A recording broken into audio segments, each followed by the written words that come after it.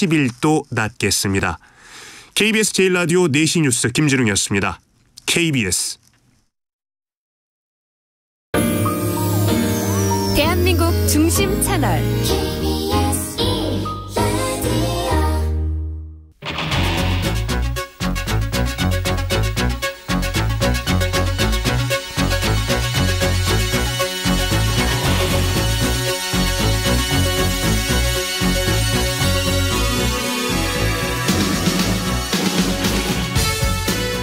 안녕하십니까. 성기영의 경제쇼 아나운서 성기영입니다. 주식시장에서 시장의 움직임을 주도하고 지수를 이끌어가는 종목을 주도주라고 하죠. 올 상반기 우리 주식시장을 이끌었던 주도주 중에 하나 하면은 2차전지주일 텐데요. 하반기 들어서는 또 반도체주들도 조금씩 주도주로 자리 잡아가고 있는 것 같습니다. 여전히 시장에 관심을 받고 있는 2차전지주와 반도체주 앞으로 어떻게 움직일지 전망해 보겠습니다. 전설끼리는 서로 통하는 게 있을까요? 전설의 야구 선수 테드 윌리엄스의 열렬한 팬이었던 워런 버핏은 테드 윌리엄스가 쓴 책 타격의 과학의 표지를 액자로 만들어서 걸어놨다고 합니다. 타격의 달인과 투자의 달인의 공통점을 찾아볼 수 있는 책 타격의 과학, 오늘 함께 읽어보겠습니다. 이 시간 유튜브로도 함께합니다.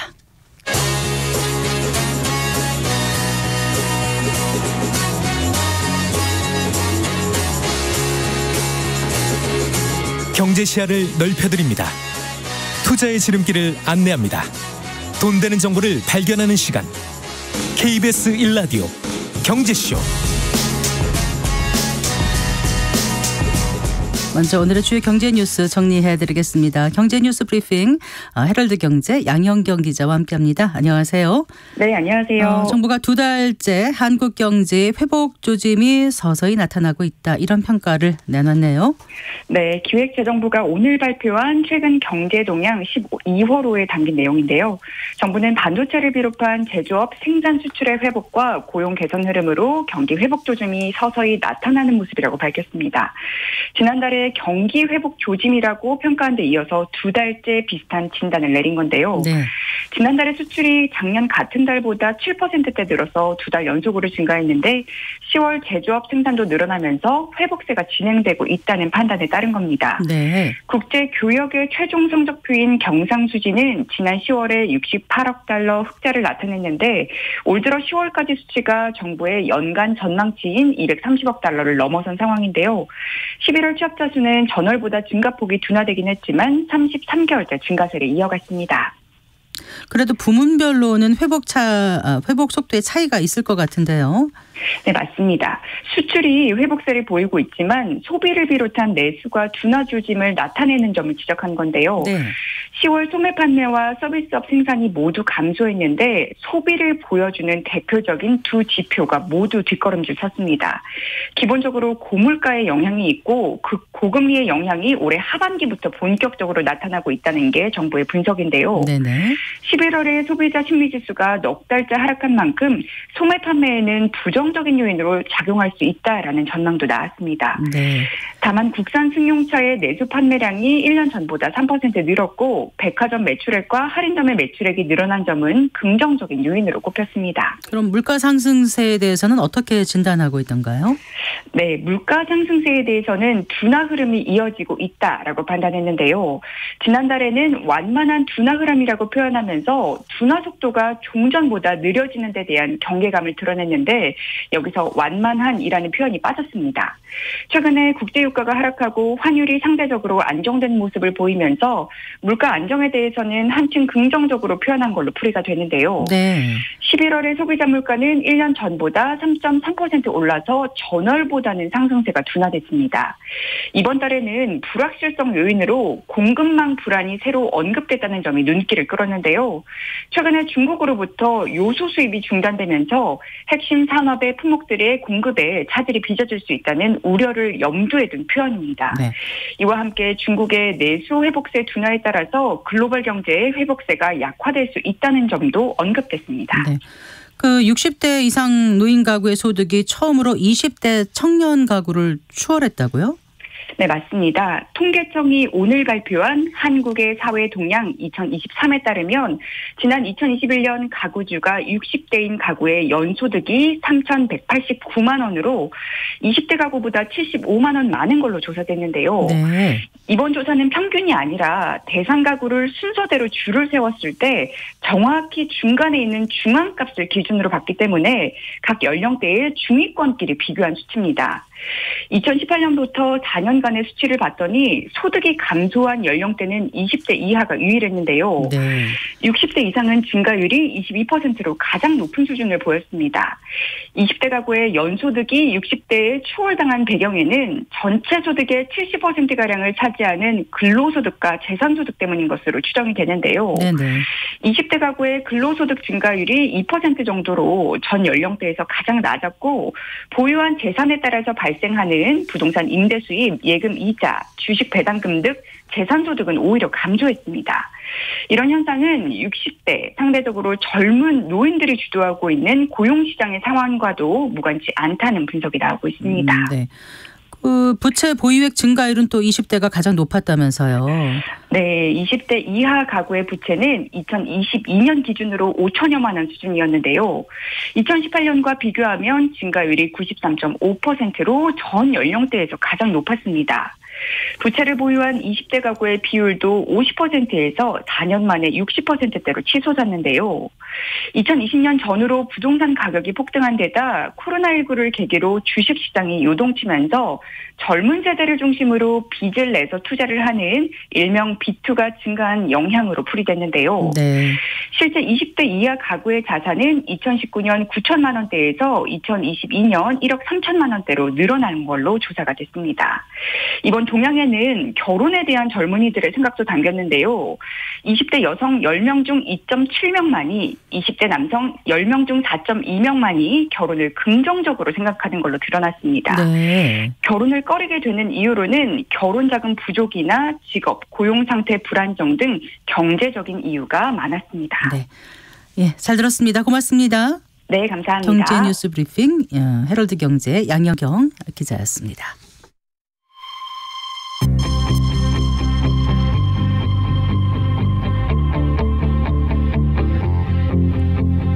경제 전문가의 원포인트 레슨.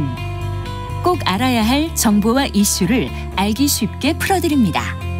대한민국 경제 고수와 함께 투자의 맥을 짚는 KBS 일라디오 경제쇼. 진행의 성기영 아나운서입니다.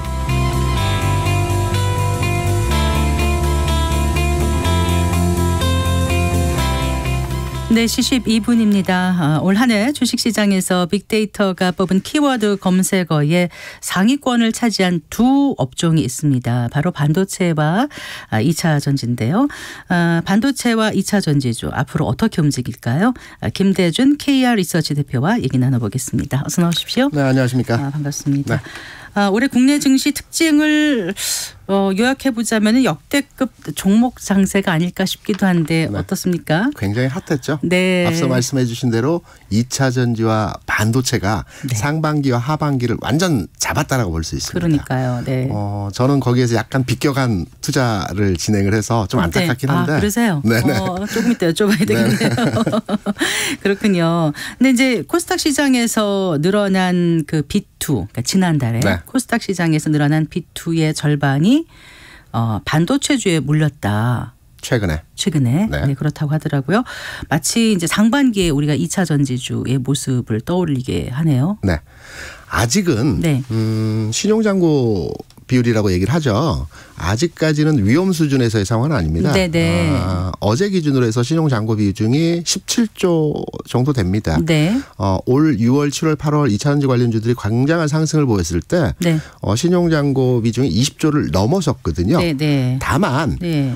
최근에 신용잔고가 증가를 크게 하진 않고 있지만 네. 일부 종목에 편중되는 현상들이 조금은 우려스러운 상황입니다. 일부 종목 어디에 편중되는 게 우려스럽다는 주로 말씀이세요? 반도체 소부장 종목에 네. 편중되어져 있는 현상을 보여주고 있고요. 소재 부품 장비주요. 네, 대표적인 네. 종목은 뭐 하나 마이크론이라든가 두산 테스라라든가 주성 엔지니어링 같은 반도체 장비 관련 후공정 장비 관련 종목들 최근에 주가가 좋았던 종목들에 대해서 편중돼 있는 현상들은 우리가 좀 우려를 가지고 좀 조심해야 하지 않겠나 이렇게 판단하고 있죠. 반도체주가 좋을 거란 전망은 있지만 너무 그쪽에 몰리는 것은 좀 위험할 수 있다라고 지금 경고를 하시는 건가요? 그거 하나와 더불어서 말씀드린 관련 종목들이 네. 최근 10월과 11월 장에서 네. 주가의 상승폭이 컸습니다. 네. 그렇기 때문에 앞으로의 주가 전망에 있어서 상승이 나타나지 않을 때는 주가 하락할 수도 있는데 네, 네. 하락 과정에서의 이 신용잔고 비중이 네. 물량 부담이 될 수 있다는 그렇죠. 측면에서 우리가 해당 종목들에 대해서는 주가가 상승하지 못했다는 전망이 아니고 네네. 조심스럽게 판단을 해야 된다는 지점이죠. 신용 이제 갚아야 되는 사람들은 또 팔고 하면 어느 이상 올라가기에 좀 어렵다 이런 말씀이신가요? 그렇죠. 물량 부담이라고 판단하시면 될 것 같습니다. 네. 어쨌거나 지금 17조였는데 2차 전지는 20조였고 지금 코스닥 시장에서 반도체주가 17조라고 말씀하시는 건가요? 아니 전체를 말씀하신 거죠? 신용잔고가. 제가 전달 잘못 드렸나 네. 본데 전체 신용잔고 비중이 네. 올 7월 8월 구간에서 네. 전체 시장에서 20조를 넘어섰습니다. 네. 이 신용잔고 비중이 2차전지 관련주에 몰려 있다가 네. 2차전지 관련주들이 하락을 하면서 네. 잔고 비중이 약화됐고 네. 이 과정에서 17조까지 최근에 줄었다라는 점이죠. 네. 줄었던 과정에서 네. 종목 편중이 반도체 종목으로 집중화되는 현상들이 나타났고 여기에 네. 대해서 반도체 종목들에 대한 우려가 다소 있기 때문에 네. 조심스러운 접근이 필요하다. 이런 그러니까 내용들입니다. B2라고 하면 좀 표현이 거칠긴 한데 B2를 하는 흐름이 2차 전지에서 반도체주로 좀 넘어가고 있다. 그럼 그렇게 해석해도 되기는 하는 거죠. 대표님. 맞는 표현이고 네. 맞는 내용입니다. 그래요. 자, 그래서 아까 네. 그러니까 이제 상반기에는 2차 전지, 하반기에는 반도체 했는데 나는 조금 비껴서 했다 이렇게 표현을 네네네. 하셨잖아요. 어떤 업종을 적극적으로 추천을 하셨었습니까? 올 한 해. 저는 기관에 있을 때 네. 주로 가치주에 대한 투자를 많이 했습니다. 네. 그러니까 전통주에 대한 투자를 했었죠.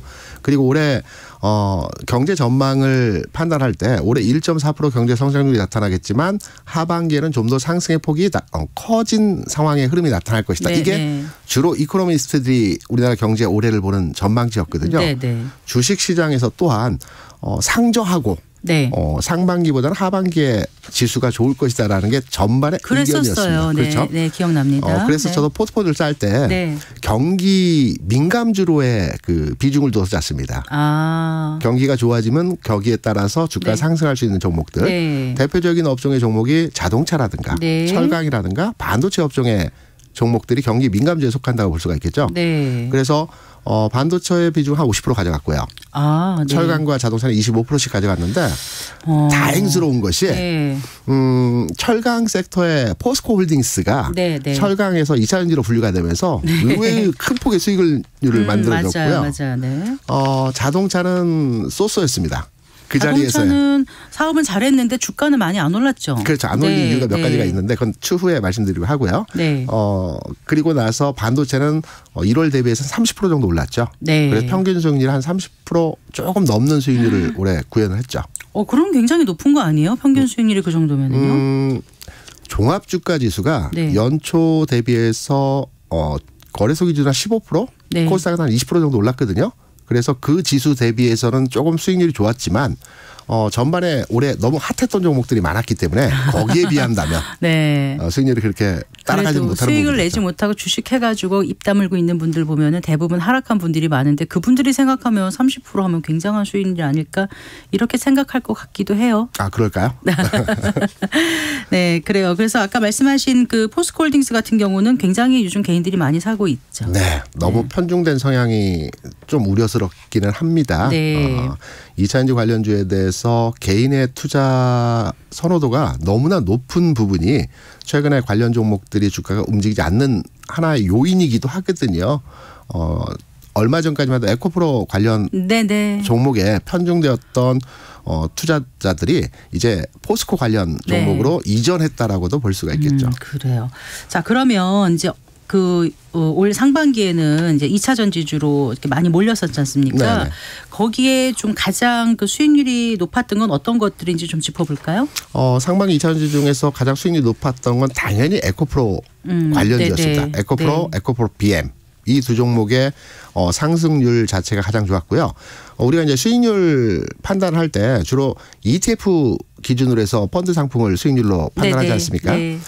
올해를 이제 마감하지는 않았지만 지금 기준으로 해서 올해 ETF 펀드를 추종하는 이제 그 2차 전지 관련주 수익률이 69% 정도 나왔고요. 어떤 게 그런 거죠?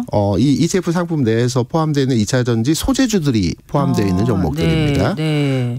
그리고 반도체 그 장비주들은 AI 반도체 호황에 힘입어서 대략 한 60% 정도 수익률이 나왔습니다. 네. 여기에 이제 의외의 수익률이 나온 섹터가 하나 있거든요. 뭐예요? 로봇입니다. 아, 네, 네. 로봇주들이 한 50% 정도 수익률을 나타냈기 때문에 네. 올해 그 한 해를 돌이켜 보면 가장 수익률이 좋았던 펀드는 2차 전지 소재와 네. 그리고 반도체에서는 AI 반도체를 기반으로 한 그 장비주들 네. 그리고 로봇주 네. 이 세 개의 섹터가 올 한 해 수익률이 가장 좋았다. 이렇게 평가를 하고 있죠. 네. 그러니까 반도체 얘기할 때 우리가 후공정, 뭐 공정, 뭐 이런 거 얘기할 때요. 전공정, 전공정 후공정. 어떻게 어디까지가 전공정이고 어디까지가 후공정인가요? 우리가 이제 TV나 영화를 네. 보게 되면 네. 과거에 하얀 방진복을 입고 네, 네. 웨이퍼라고 하는 둥근 원판에 네, 네. 빛을 쏘여서 회로를 그리는 화면들 네. 많이 보셨죠. 그게 노광인가요? 노광 장치가 네. 이제 회로를 그리는 작업이죠. 거고. 예. 그거는 이제 우리가 과거의 TV로 봤던 부분이고요. 예. 지금 이제 그 평택이나 기흥에 있는 수원 반도체 공장에 네네. 가면 사람이 없습니다. 아, 사람이 없다. 다 기계가 네. 합니다. 기계가. 한 공장에. 네. 근데 이제 전공정, 후공정을 말씀하셨으니까 네. 전공정은 그 웨이퍼에 네. 회로를 그리고 식각을 하고 세정을 하는 부분까지 전공정이고요. 네. 후공정은 그야말로 이제 밀봉하고 네. 그다음에 테스트를 하는 게 후공정이라고 합니다. 뭐 흔히 말하는 EDS 패키징 이런 게 후공정인가요? 네, 맞습니다. 근데 네. 후공정이 왜 올 한 해 굉장히 각광을 받았냐면 우리가 AI 반도체라고 그래서 HBM 반도체를 많이 얘기하죠. 네, 층을 쌓아서 네. 만드는 그래서 후공정단에서 테스트와 밀봉이 이 부분에 진행되기 때문에 전공정보다는 후공정의 장비주들이 관심과 부각이 되었던 거죠. 아, 그런 거군요. 네, 맞습니다. 네. 알겠습니다. 자, 그러면 네. 개인들의 그 최선호주는 네. 일단 투자 주체별로 좀 차이가 있을까요? 그 개인들과 뭐 기관 외국인 다 다르겠습니다만은. 1년 상황을 통틀어서 판단을 해보게 되면 개인은 여전하게 2차전지 관련주에 대해서 최선호를 보였고요. 네. 최근 들어서 이제 반도체 장비주들에 대한 선호도가 높아지고 있습니다. 네. 반면에 기관 외국인 투자자들은 전통적으로 좋아하는 종목들이죠. 외국인 투자자들은 우리나라의 대표 종목이나 삼성전자. 네. 삼성전자를 산다기보다는 한국을 산다는 개념으로서의 시가총액 비중이 높은 종목들을 선호했고요. 네. 눈여겨볼 만한 점은 기관들입니다. 기관 투자자들이 올해는 한 해 장사를 비교적 잘한 편입니다. 네. 바닥권에 있는 여러 종목들에 대해서 많이 샀고요. 지금 수익률을 일부 만들어가는 상태에서의 흐름이 진행되고 있습니다. 네. 연기금 같은 경우에도 지난해 손실률 한 70조 정도 발생했다고 하죠. 네. 올해 다 그 손실을 복구했습니다. 네. 그리고 수익으로 돌려놨습니다. 다행이네요. 네. 네. 그래서 기관 투자자들이 올해 한 해는 굉장히 선방했다라고 네. 판단되는 부분에서 한 해 매매 주체들의 매매였다라고 판단이 되고 있죠. 지난달 순매수, 그러니까 개인 투자자들의 지난달 순매수 상위 10개 종목 가운데서 1, 2위가 이제 포스코 그룹주라고 하더라고요. 네, 아까 맞습니다. 말씀하신 포스코 홀딩스가 1위였고 네. 2위인 포스코 퓨처 M. 네. 이거는 그러니까 음극재 하는 건가요? 맞습니다. 예전에 네. 이제 포스코 계열사의 포스코 케미칼이었죠. 네, 네. 사명을 포스코 퓨처 M으로 바꾸어서 네. 소재 관련 그 추진하는 회사고요. 포스코 그룹 내에서는 그 2차전지 관련주 중에서 가장 핵심적인 기업이라고 볼 수 있죠. 그러니까 국내에서 유일하게 천연 흑연 음극재를 생산해서 네, 맞습니다. 공급망 자립의 상징적인 네. 장소가 된다. 세종 그 음극재 공장이요. 맞습니다. 중국에서 흑연 수출을 통제할 때마다 네. 해당 종목이 주가가 좀 들썩들썩하는 경향들을 보이는 종목입니다. 그래서 얼마 전에 산업통상자원부의 산업공급망 전략 회의가 여기서 열렸다고 하더라고요. 네. 네. 그리고 이제 에코프로 머티, 네. 그러니까 에코프로 머티리얼이잖아요. 이게 그렇죠. 3위인 거죠. 최근에 상장됐죠. 최근에 네. 상장되면서 11월 중순쯤에. 네. 상장 이후에 굉장히 주가의 탄력이 진행됐습니다. 네. 이제 거기에 대해서는 이런 거 있습니다. 주식시장에서 이런 얘기가 있거든요. 모두가 예라고 할 때 아니오라고 하는 종목이 움직이는 거거든요. 그런데요. 얘는 모두가 에코프로 머티는 2차전지 관련주이거든요. 네. 근데 2차전지 관련 업종이 좋지 않은 상황에서 11월 장에서 네. 기관의 수요 측도 통상적으로 한 300대 1을 보여주는데요. 해당 종목은 그 당시에 2차 전지 업종에 대한 선호도가 낮았기 때문에 네. 17대 1이었습니다. 아, 네, 네. 그리고 개인 투자자들도 IPO 시장에서 보통은 좋은 종목들은 1000대 1이 나오거든요. 네. 그 이상도 나오고요. 네. 근데 이 종목 같은 건 70대 1이 나왔습니다. 아, 그랬군요. 굉장히 시장에서 저는 그렇게 좋게는 못 봤던 거군요. 좋게 못 본 게 아니라 아주 최악의 상황이었죠. 네. 그랬는데 그랬는데 시장에서는 막상? 상장되자마자 주가가 급등했죠. 네. 그래서 개인 투자자들이 에코프로 머티에 대해서도 올라가는 과정에서 네. 후에 따라 들어가는 매매로 접근을 했다라고 볼 수 있죠. 그러니까 이게 에코프로 그룹의 전구체 기업이라는 거죠. 네, 맞습니다. 그러니까 전구체라는 거는 그러면은 뭔 거죠? 그러니까 그 2차 2차 전지에서 양극재, 음극재, 전구체 네. 이렇게 4단계로 나누어진 한 섹터입니다. 그러니까 양극재 원료가 되는 네, 거를 그렇죠. 만들어주는 거죠. 네, 맞습니다. 전구체 기업이요. 네. 예. 그런데 이제 그 올 상반기와 지금까지의 그 이제 상황을 좀 짚어봤는데. 네. 앞으로 주식시장은 그러면은 이제 어떻게 펼쳐질지 사실 올해는 이제 며칠 남지 않았고요. 네. 내년도 좀 궁금하고 그렇습니다. 일단 요즘 이제 그 반도체 관심 많은 분들이 참 많잖아요. 그렇죠. 반도체 주식시장에서 이렇게 주식하는 분들 물어보면 반도체 샀다 뭐 잘했다 좀 더 사 뭐 이런 얘기도 하는데 맞는 건지 일단 반도체 동맹을 공식화했다는 기사가 보도되지 않았습니까? 네. 그 이제 윤석열 대통령이 네덜란드 국빈 방문하고 돌아오긴 했습니다만은 네. 이게 어떤 의미가 있다고 보세요? 뭐 각각의 해석점은 조금씩 다릅니다. 하지만 그 네덜란드의 ASML이라고 하는 ASML이라고 ASML이라고 하는 그 전 세계 유일한 네. 노광 장비를 생산하는 기업이 있거든요. 그러니까 아까 그 노광이 뭐라 그러셨죠? 그 웨이퍼 표면에 회로도를 만드는 게 노광이죠. 그렇죠. 네. 아주 극미세사, 네. 그러니까 나노 기술을 적용을 해서 네. 회로도를 그리는 거거든요. 네, 네. 이 회사를 이제 우리가 살펴보면 1년에 한 50대 정도밖에 밖에. 못 만든다고 합니다. 전 세계 유일하게 있는 게. 네네. 네. 한 대당 2천억 정도 하고요. 네. 그런데 전 세계 반도체 기업들은 전부 이 회사의 제품을 가져다 쓰는 거거든요.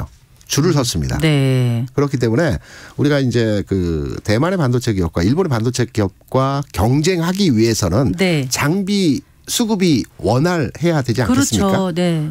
제때 해당 장비를 우리가 가져올 수 있어야 되거든요. 네. 이런 맥락에서 본다라면 사전적으로 네. 해당 기업과 어떤 그 유연한 관계를 가져가는 상태에서 진행을 했다라는 점. 네. 당장에 실효성 있는 효과는 발현되지 않겠지만 네. 앞으로 우리 반도체 산업 육성과 발전을 위해서는 관련한 기업들에 대한 계속된 관계도를 유지한다는 측면에서 굉장히 의미를 부여할 수 있는 내용에서의 방문이었다. 그래서 양 정상이 그 발표한 공동 성명에 한 네덜란드 반도체 동맹이라는 용어가 들어가는데 이런 건 또 처음이라서 이렇게 동맹까지 해놨으니까 수급할 때 잘 네. 협조적으로 나오겠죠. 그렇죠. 기존에 치포 동맹이라고 해서 한국, 일본, 대만, 우리까지 해서 중국을 견제는 동맹이었는데 네덜란드도 이번에 동맹으로 끼워 넣죠. 뭐.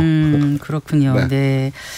알겠습니다. 그리고 그 미국의 필라델피아 반도체 지수 네. 이게 아주 상승세라면서요. 신고가입니다. 그렇죠. 최고점 찍었다고 하더라고요. 네, 맞습니다. 그러면은 이제 이걸 보면 반도체 관련주가 좋다라고 딱 단언을 할 수 있는 건가요? 어떻습니까? 이게 왜 시장 선행성을 대표하는 지수다 뭐 이렇게들 표현을 해서 근데 꼭 그런가요? 약간 다르게 해석을 하시는 게 맞을 것 같아요. 같습니다. 어떤 면에서요? 왜냐하면 네. 필라델피아 반도체 지수를 구성하고 있는 구성 종목들을 보게 되면 네. 미국의 기업들이거든요. 엔비디아, 그다음에 네. 그 텍사스 인스트루먼트, 네. 그다음에 워드컴이나 인텔 같은 종목들입니다. 네. 다 미국 기업들이거든요. 네. 그런데 미국의 반도체 기업들은 그 미국 정부의 반도체 지원법을 받고 있습니다. 네. 그러니까 미국 반도체 기업이 공장을 짓거나 투자를 할 때 미국 정부가 10%에서 15%를 지원을 해줍니다. 네네. 여기 혜택을 받고 있는 기업들이거든요. 네. 그래서 관련 종목들의 주가 흐름이 상당히 좋습니다. 반면에 국내 기업 같은 경우는 네. 관련한 지원을 받지 못하는 상태에서 최근 중국과의 수출 관계도에 있어서도 매끄럽지 못한 상황의 진행이죠. 물론 반도체 수출 관련해서 최근에 좋아지고 있습니다. 두 달 네. 연속에서 플러스권 성장세를 보여주고 있죠. 네. D램 가격도 최근 3개월 연속에 상승을 하고 있고 여기에 네. 낸드 가격도 12월 들어서 15%나 상승을 하고 있습니다. 네. 이런 긍정적인 요소들이 있긴 하지만 필라델피아 반도체 지수가 신고가로의 진행이 되고 있다라고 해서 국내 삼성전자 하이닉스 종목들이 신고가로 지금 가야 된다는 단순 논리로에 등치시킨 해석은 조금은 맞지가 않는 것 같네요. 말씀 거리가 들어보니까. 네. 우리 반도체 기업이 성장하고 주가 올라가기 위해서는 우리 반도체 기업이 생산하고 있는 반도체의 단가 네.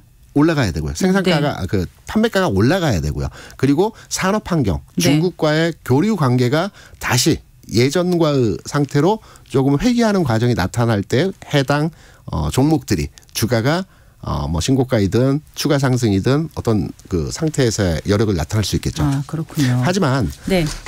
그렇다고 너무 부정적으로만 볼 필요는 없습니다. 최근의 흐름들이 부분적이긴 하지만 흐름이 개선이 되고 있습니다. 아까 좀 전에 말씀드렸지만 수출 관련해서 지난달에 13% 성장 보여줬죠. 네. 그리고 그 전달에는 3% 보여줬습니다. 반도체가 우리가 조금만 되돌려보면 뉴스 진행하시니까 연초 올해 중반까지만 하더라도 20% 30% 마이너스 반도체 수출 경기를 보여줬거든요. 네네. 최근 플러스로 진행이 됐고요. 네.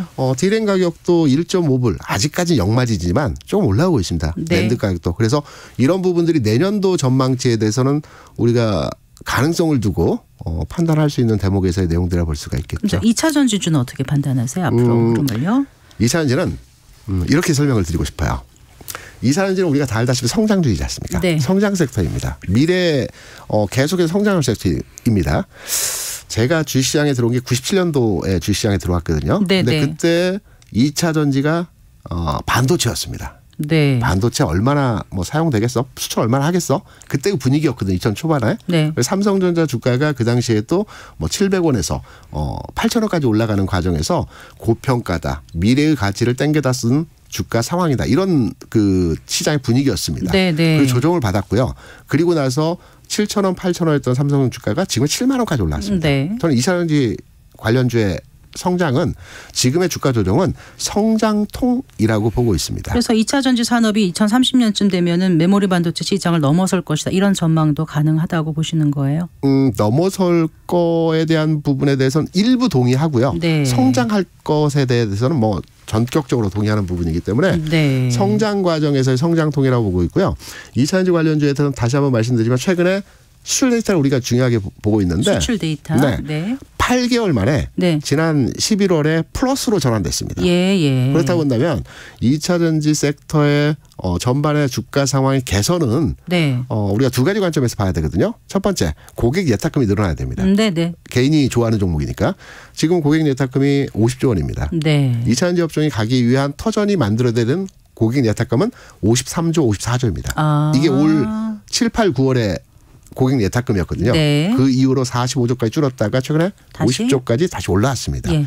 그리고 수출 데이터가 네. 최근에 부분적이지만 첫 달이지만 플러스로 반전됐습니다. 이 상황에서의 개선 흐름이 한두 달 더 유지가 된다고 한다면 네. 2차 전지 업종의 종목들은 바닥을 찍고 상방턴할 수 있는 가능성 충분히 있다고 보죠. 그럼 지금이 좀 나름 좀 살 수 있는 좋은 기회라고 보신다는 말씀으로 들리는데. 네. 정확하게 읽으셨습니다. 너무 조심스럽게 제가 어쨌든 지금 반도체는 그럼 어떻습니까? 저평가로 보세요? 아니면 저평가 맞고요. 네. 다만 반도체는 종목 간 섹터 간의 차별화된 공략을 하셔야 되는 겁니다. 네. 앞서 말씀드린 대로 AI 반도체 관련한 HBM 해당 종목들은 최근 주가가 많이 올라왔고요. 네. 여기다 충분한 가격 형성이 되었다라고 네. 판단이 되고 있고요. 네. 반면 삼성전자나 하이닉스 같은 종목들은 최근 시장 대비해서 그렇게 주가가 움직임이 크지 않았습니다. 그렇습니다. 네. 그렇다 본다면 뭐 여러 기관에서 내년도 시장 전망에 대해서 긍정적으로 보고 있는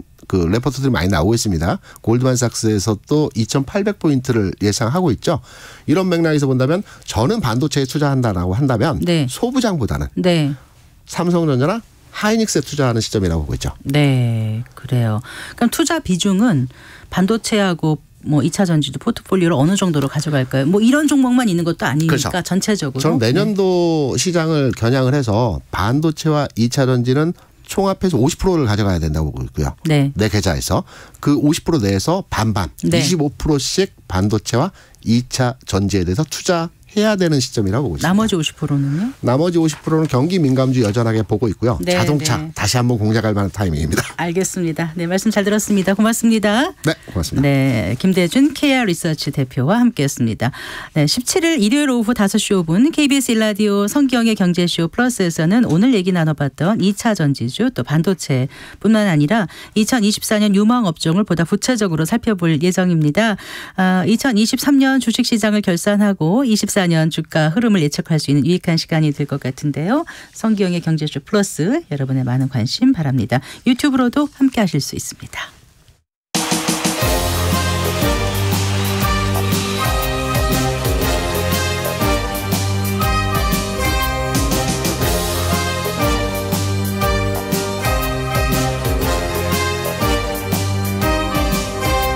경제를 알아야 세상이 읽힙니다. 투자를 알아야 돈이 보입니다. KBS 1라디오 경제쇼.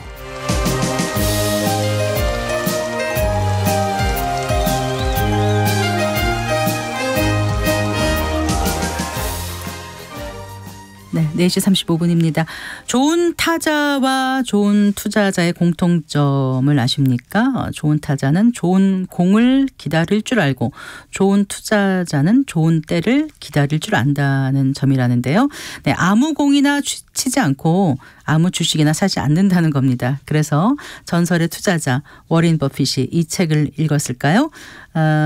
테드 윌리엄스의 타격의 과학을 오늘 이상건 미래에셋 투자원 임금센터 센터장과 함께 읽어보겠습니다. 반갑습니다. 네, 반갑습니다. 안녕하세요. 예. 뭐 테드 윌리엄스 야구 좋아하는 분들에게는 전설적인 인물로 네, 그렇죠. 통한다면서요. 예, 맞습니다. 네, 좀 소개를 해주세요. 일단 전설이 된 게 야구 실력이고 두 번째가 지금 말씀하신 것처럼 워렌 버핏이 이 타격의 과학이란 책의 책 표지를 네. 크게 확대해가지고 액자로 만들어서 네. 자기 사무실에 걸어놨어요. 네. 그 책 표지 보면 이렇게 공 7, 그 스트라이크 존에 77개 공이 들어가는데 네. 그걸 이제 그 공에다 표시되어 있는 그림이 있거든요. 네, 네. 그걸 걸어놓고 해서 유명해졌는데 먼저 야구 측면에서 말씀드리면 그 보스턴 레드삭스의 전설적인 야구 선수였고요. 뭐 흔히 하는 말로 메이저리그의 마지막 사할 때 타자, 마지막 네. 사할 타자라는 표였습니다. 이 41년에 그 테드 윌리엄스가 사할을 친 이후에 지금까지 단 한 명도 현재까지 사활을 친 선수가 없습니다. 아, 그런가요? 그래서 이 사활이 정말 대단한 거 아니에요? 네, 대단한 거죠. 왜냐하면 네. 야구에서 아시다시피 3할을 치면 1루 선수거든요. 그러니까요. 사활이면 이거는 거의 인간계가 아니라 신계에 가까운 데이터고요. 우리나라 그전에 백인천 선수경 감독이 사활 아니었나요? 네, 맞습니다. 그건 이제 그 한국이 이제 야구 수준이 또 차이가 많이 나니까. 어쨌든 예. 그렇게 너무 또 말씀하실 건 아닌 것 같고 어쨌든 대단한 선수셨죠. 네. 예. 근데 지금 테드 윌리엄스가 4할 때였다는 거잖아요. 예. 또 재미난 에피소드인데 41년도에 그 더블헤더 경기 하루에 2번 경기를 네, 딱 했는데 네. 마지막 경기를 앞두고서 더블헤더 경기를 앞두고서 그의 타율이 0.39955였었어요. 3할 9푼 9리 뭐 이렇게 5까지 있는 건데 네. 이 정도면 그냥 사활로 반올림해서 인정해 준답니다. 근데 그러니까 감독이 기록이 너무 아까우니까 죽으면 이제 기록이 깨지는 거니까 네네. 그냥 나가지 마라. 아, 오늘 경기 하나 더 나가지 말아라. 테드에서 선발 라인업에서 빼버렸어요. 처음에. 네, 그러니까 네. 테드 윌리엄스가 나가서 크게 항의를 했죠. 뭐라고요? 이렇게 해서 만들어진 사활은 의미가 없다. 그래서 난 다 나가야 되겠다. 대단한 자신감이네요. 나가서 네. 안타를 쳤죠. 정면 안타를 승부하는. 쳤고 아까 네. 말씀드린 것처럼 이 워렌 버핏이 테드 윌리엄스의 타격의 과학의 책을 너무 좋아했고 또 좋아서 그 자기의 투자 철학을 설명하는 그 하나의 방법으로 그 설명을 하고 있고 그래서 자기 아까 말씀드린 것처럼 사무실 자기 그 벽에다가 액자로 네. 만들어서 건 것도 굉장히 유명한 그 사례죠. 타격의 과학이 그러니까 번역된 책이잖아요. 그쵸. 번역된 거 읽으신 거죠? 그렇죠. 네. 네, 제가 영어를 읽지는 않고요. 네. 네. 자, 테드 윌리엄스가 우리나라와도 인연이 깊다면서요. 예, 지난 7월 달에 국가보훈부에서 네. 7월 호국 영웅 이달의 인물로 테드 윌리엄스를 선정을 했었어요. 우리나라에서. 예. 네. 그러니까 테드 윌리엄스가 더 대단한 거는 이 사람이 참전용사예요. 2번 전쟁을 참여하는데 네. 하나는 2차 세계대전 때, 네. 하나는 우리 6.25 전쟁 때. 한국전에. 한국에 포항에 와서 근무를 했었습니다. 아, 그렇군요. 예. 그래서 근데 이것이 왜 대단한 거냐면 2번의 시기가 다 전성기 시절이었었어요. 아, 야구 선수일 때 예. 선수를 하다가 전쟁에 간 거예요? 그렇죠. 아, 그러니까 그렇군요. 이제 2차 세계대전 때는 24살에서 26살 때까지 했었고. 아, 1918년생으로 나와요. 예, 예. 네. 그러니까 24세에서 26세면은 정말 전성기 한창 때거든요. 그래서 이 사람이 근데 야구를 게임 좀 나가게 해줬었대. 배를 좀 해줘서. 그렇지만 그게 전념을 할 수 없는 상황에서도 굉장히 탁월한 성공을 냈었고요. 한국전에서는 그 해병대 항공대의 조종사로 한국전에 참여했었습니다. 조종사로. 예, 그때 같이 네. 비행기를 탔던 사람 이름이 잘 기억이 안 나는데 그 사람이 그 우주 그 달나라에 네. 그 아폴로 옛날에 그 참전했던 그 최초 인류 예, 최초로 그 멤버 달 중에 탐사 하나가 69년에 했던. 예. 그 멤버 중에 하나가 테드 윌리엄스랑 같이 비행기 탔던 사람이에요. 아, 그래요. 예, 그래서 네. 그 두 사람도 되게 화제가 된 인간관계고요. 그 제대 후에 이제 35살에 복귀해서 네. 다시 한국에서 이제 다시 미국으로 가서 그 해에 3할 4푼 5리. 그래서 이제 해병대 대위로 전역을 했습니다. 총 5년간 군대에 있으면서 이 성적을 냈기 때문에 네. 단순하게 야구만 잘한 것이 아니라 국가의 어떤 젊은이로서 의무도 다 해가면서 네. 또 그것에 대해서 전혀 회피하지 않고 네. 했기 때문에 훨씬 더 이제 이 사람의 기록을 더 대단하게 보고 있는 거죠. 그렇겠네요. 그런데 이제 선수로도 대단하지만 이 타격 이론가로도 아주 유명했던 모양이에요. 그쵸, 맞습니다. 그래서 아예 타격의 과학이란 책을 쓴 거잖아요. 예. 이거를 이제 워렌 버핏이 특히 좋아했다고 하는 건데 예. 투자자들이 왜 이 책을 좋아할까요? 이게 두 가지 때문에 그렇습니다. 한 가지는 확률적 사고. 확률적 사고. 확률적 사고를 얘기를 하는데 그 야구에서는요 많이 죽어도 성공할 수 있는 유일한 구위 운동이에요. 그게 무슨 말씀이세요? 예를 들어서 야구는 내가 3할 때 타자 1루 타자인데 7번을 죽잖아요. 아, 10번 휘둘렀는데 3번 맞으면 타석에 나가서 10번 나가서 7번을 죽었고 3번만 성공해도 3할 때니까 최고의 타자가 되는 거예요. 그렇죠. 여러분들 3할 치는 타자와 2할 9푼 치는 타자는 연봉이 완전 달라집니다. 이번에 우리 그 이종범 선수 아들 예, 이정우 선수가 2할 8푼 8리? 2할 9푼도 쳤었고 잘 칠 때는 3할 6푼까지 그 정도가 쳤었습니다. 예측된다고 자료를 제가 본 게 있어요. 그렇죠. 네. 거기 가면 이제 어떤 통계 네. 미국은 되게 통계 발달되어 있으니까 거기서 이정우 선수가 지금 미국에 가서 치면 한 2할 8푼 그러니까 한국인 역대 최고의 몸값을 자랑한 선수도 3할을 넘기기가 쉽지 않은데 네. 그러니까 야구는 정말 3번만 잘 쳐도 10번 중에 대단한 선수인 건데 다른 구기 종목은 어떻죠? 다른 그렇죠. 종목은? 테드 윌리엄스가 책에서 이런 얘기를 합니다. 골프 선수가 10번의 스윙 중에서 7번을 잘못 친다면 아이고. 그리고 농구 선수가 10번의 슛 중에서 7번을 실패한다면 아이고. 그리고 축구 선수가 10번의 완벽한 골 찬스에서 7번을 실패한다면 그거는 네. 그는 2루 선수 정도가 아니라 선수로서 자격이 없을 것이다. 그런데 야구는 네. 3번만 살아나가도 네. 1루 선수가 될 수 있다. 투수가 절대적으로 유리한 게임이다. 그래서 흔히 하는 얘기는 야구는 투수 노름이다. 이런 표현도 쓰거든요. 그래서 3할을 치는 유능한 선수도 7번을 죽기 때문에 3번만 확실히 이기면 네. 확률적으로 30%만 내가 이기더라도 성공할 수 있기 때문에 투자도 매번 성공할 필요가 없다는 거예요. 네. 내가 몇 번만 크게 성공을 하게 되면 크게 내가 돈을 벌 수 있는 게임이라는 거죠. 그러니까 잘 칠 수 있는 공을 쳐내면 그쵸. 그게 이제 야구에서는 이제 안타를 치든 홈런을 치든 치는 거고 우리가 투자도 그렇다는 얘기네요. 그러니까 확률적 사고를 해야 된다. 맞습니다. 그거군요. 예. 또 하나는요? 그게 이제 제가 찰리 먼거 바이블 소개해 드릴 때도 능력 범위라는 표현을 썼는데 네네. 또 비슷한 맥락입니다. 버핏이 테드 윌리엄스의 타겟 과학을 좋아했던 중에도 이런 능력 범위라는 개념 때문에 그래요. 그 테드 윌리엄스가 한 얘기 중에 하나는 뭐냐면 자기가 잘할 수 있는 영역에 집중해야 된다. 자기가 잘 칠 수 있는 공만 치면 되지 못 치는 공은 치지 말라는 거예요. 이 사람 얘기는. 왜냐하면 스트라이크 존이 77개죠. 이 중에서 오직 가운데 들어오는 공만 쳐라. 네. 왜냐하면 투수도 완벽하지 않기 때문에 매번 자신의 원하는 데 공을 던질 수 없다. 그렇죠. 그렇죠. 네네. 네. 그래서 우리가 흔히 얘기할 때 제구력이 스피드보다 더 중요하다는 얘기를 쓰거든요. 제구력이면 공을 컨트롤하는 능력인가요? 맞습니다. 네. 그러니까 유현진 선수 대표적으로 예를 들게 되면 어깨 수술한 다음에 공의 스피드가 엄청 떨어졌거든요. 네. 한국에 있을 때는 유현진 선수가 제가 하나 이글스 팬이라 좀 아는데 150km가 넘었었어요. 네. 근데 지금은 한 빨라야 한 145km 이 정도인데도 네. 지금 이제 그 나이도 지금 30대 중반이 넘어갔는데도 그 5선발 안에 들어갈 수가 있는 이유 중에 하나가 제구력 때문에 그런데 하나의 우리가 확률적으로 이게 왜 대단한 거냐면 만약에 스트라이크 존 내 구탱이에다가 구탱이에다 구석에다가 네. 공을 던질 수 있으면 공 하나의 확률이 4분의 1이잖아요. 네네. 그러니까 4개 확률이 생기잖아요. 네네. 그러면 이걸 내가 잘 던질 수 있는 공이 3개면은 4 곱하기 4 곱하기 4를 해야 돼요. 46, 그럼 타자 입장에서 뭐냐면 64개를 계산해. 그러니까 계산할 수가 없죠. 그러니까 타자들이 느린 공인데도 바보같이 헛스윙하는 나오는 경우가 많은 건데 가끔 유현진 선수 홈런을 맞아요. 네. 그거 이제 노리는 거예요.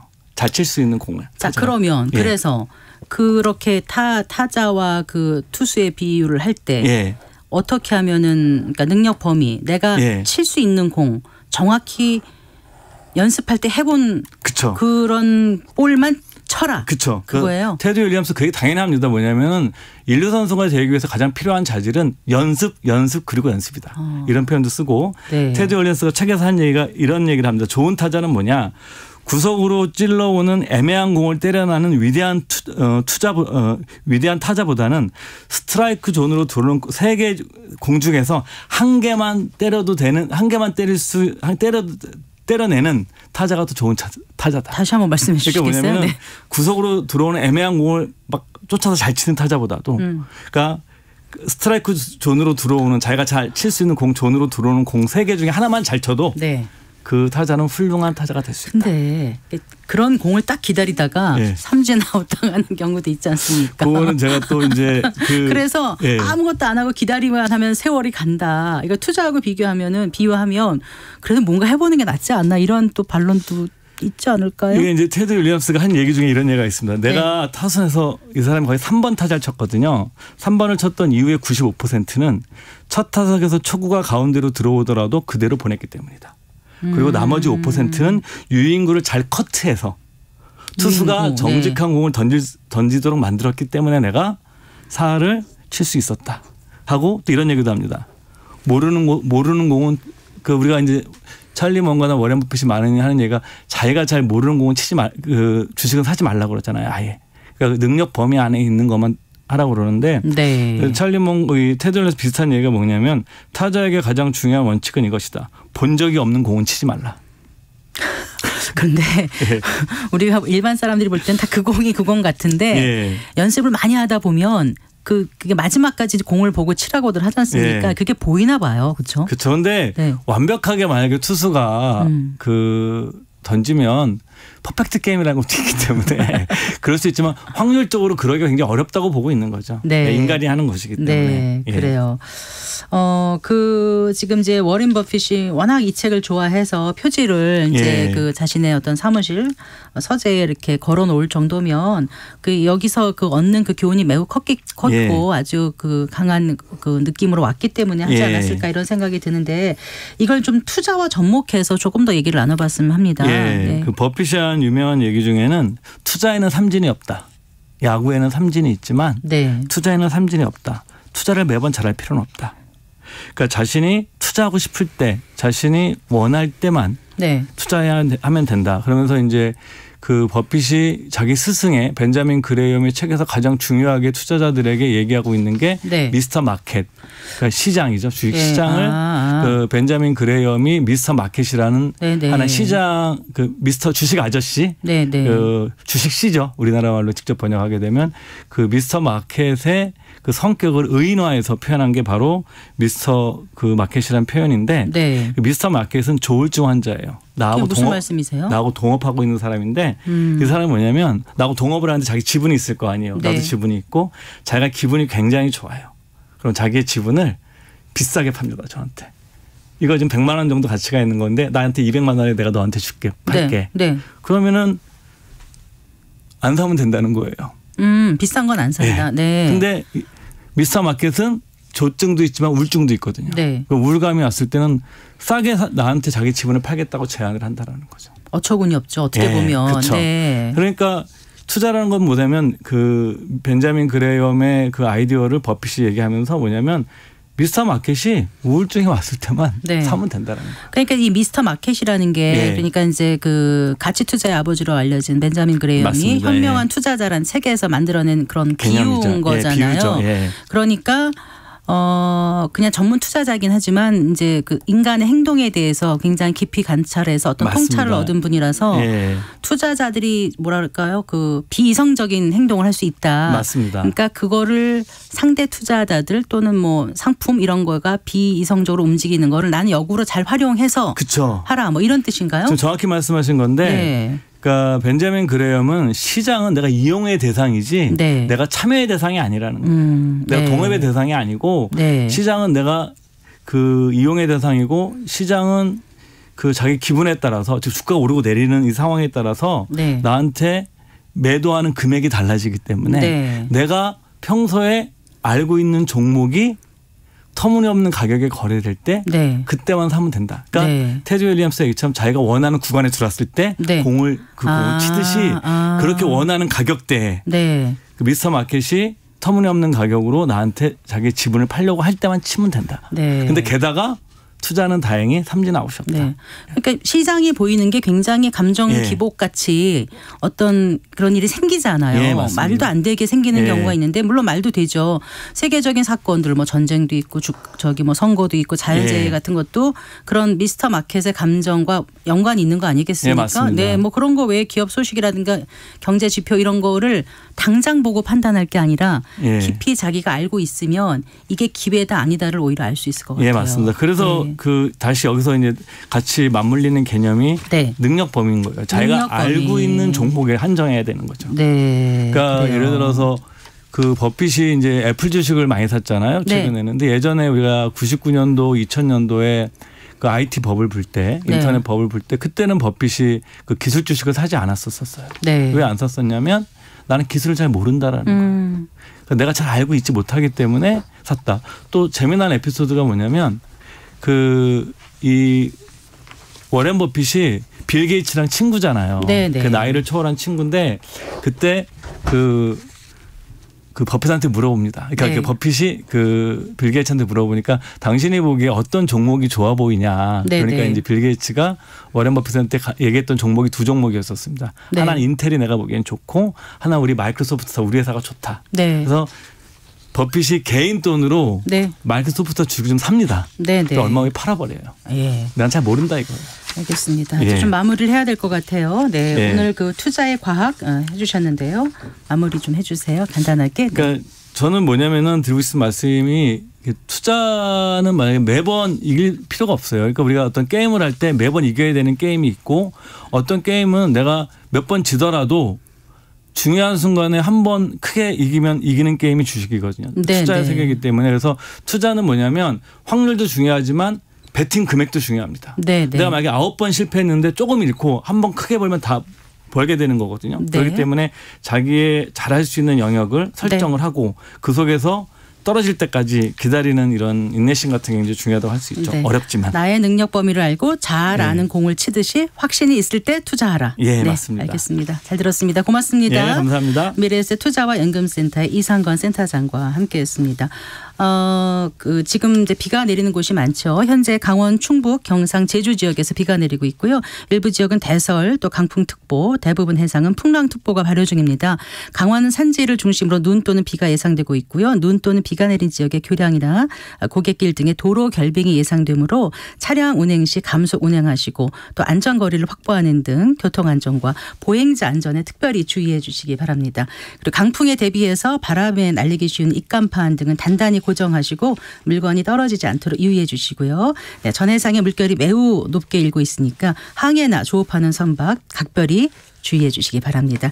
날씨가 고르지 못하니까요. 다들 조심해 주셨으면 좋겠습니다. 네, 성기영의 경제쇼 오늘 순서 여기서 인사드리겠습니다. 아나운서 성기영이었습니다. 고맙습니다.